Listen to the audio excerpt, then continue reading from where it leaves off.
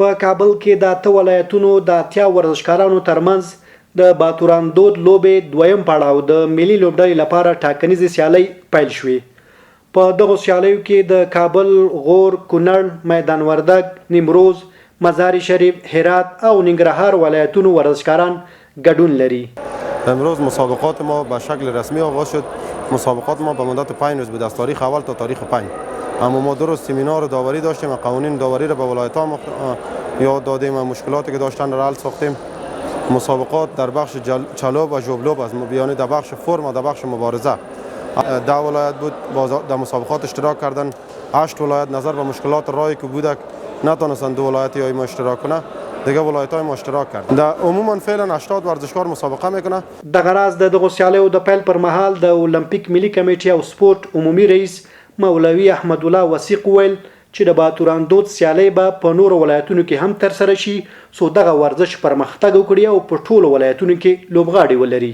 تربیت بدني د ورزش په توسعه کې د پام وړ کارونه کوي او کوشش کوي چې ورزشکارانو ته نور هم اسانتیاوي برابر شي. زما تمه ده چې د باتوراندود ملي او عنعنوي لوبه به گسترش پیدا کوي، توسعه به پیدا کوي، نه یوازې په مرکز کې بلکې په ټولو ولایتونو کې به دوی ورزشکاران لري او دا به په یو په زړه پورې لوبې باندې بدلیږي. زه بیا تاسو ته له همدې سټیج څخه وعده درکوم چې د تربیت بدني د عمومي ریاست څه توان وي هغه به انشاءالله له تاسو څخه نه دریغوي. د دغو سیالیو ګډونوال د اولمپیک ملي کمیټې څخه غوښتنه کوي چې د باتوراندود ورزشکارانو ته په بیلابیلو برخو کې سیالۍ برابرې کړي او د دغو ورزشکارانو ملاتړ دې وکړي. د ننګرهار ولایت نه راغلی یم او دې لوبې ته یو جمعه کېږي امادګي مې نیولی او زه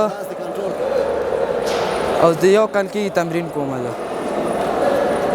یعنې څومره وخت کېږي چې دغه لوبه ترسره کېږي؟ دغه لوبه یو کال کېږي.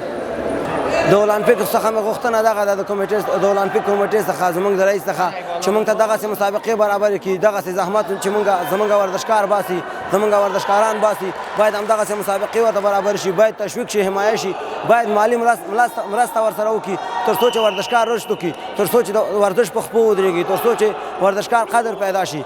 د باتوراندود فدراسیون د معلوماتو له مخې دغه ورزش په افغانستان کې د لومړي ځل لپاره په 1984 کال کې رامنځته شوی دی.